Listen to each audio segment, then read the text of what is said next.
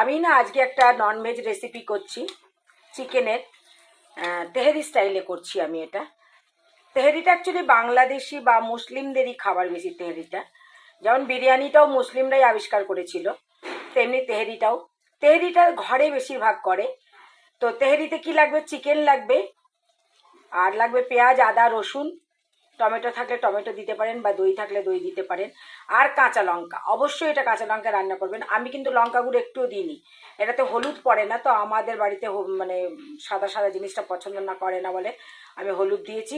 আর দিয়েছি টমেটো, যার জন্য একটু লাল লাল হয়েছে।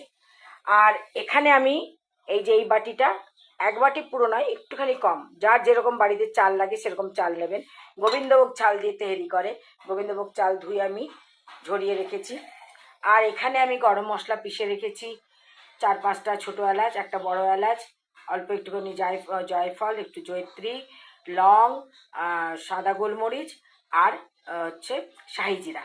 এগুলো আমি সব পিষে রেখেছি।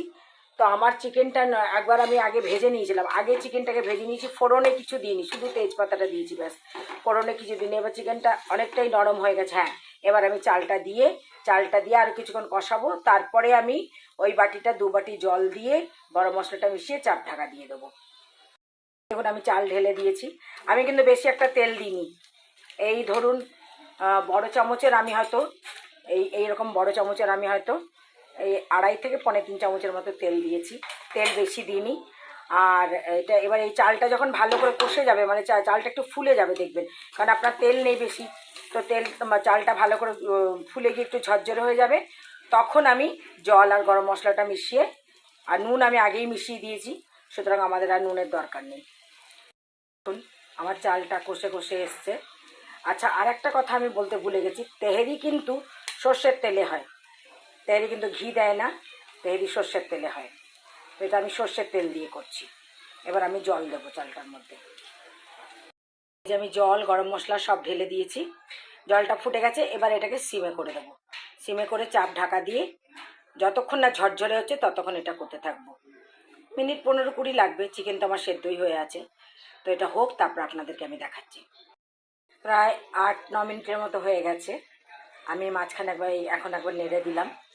দেখুন জল অনেকটা কমে গেছে, ঝরঝরে হয়ে যাবে। এরপরে আমি তারপরে সার্ভ করে দেখাবো। এই যে আমার তেহেরি হয়ে গেছে, দেখুন। এখন তো গরম গরম কড়ায় এটা একটু ঝরঝরে হবে, আমি সার্ভ করে দেখাচ্ছি। এই যে আমার তেহেরি রেডি। আপনারা ভালো লাগলে বানিয়ে খাবেন। খুব সুন্দর একটা অ্যারোমা বেরিয়েছে, কোনো কঠিন কাজ নয়, কোনো মশলা বেশি পেশা নয়। পেঁয়াজ, আদা, রসুন আমরা রোজই প্রায় খাই।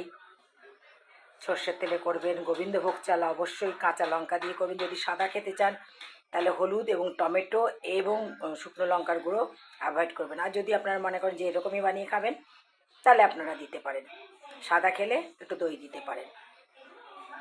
ভালো লাগলে বানিয়ে খাবেন, কমেন্ট শেয়ার করবেন, অবশ্যই অবশ্যই সাবস্ক্রাইব করবেন। আর কমেন্টস তো করবেনই, আমি দেখতে পাচ্ছি আপনারা আমাকে জানাচ্ছেন কিন্তু কমেন্টস করছেন না ওখানে আমার লিঙ্কে। প্লিজ আমার লিঙ্কে কমেন্টস করুন। আসি তাহলে, নমস্কার।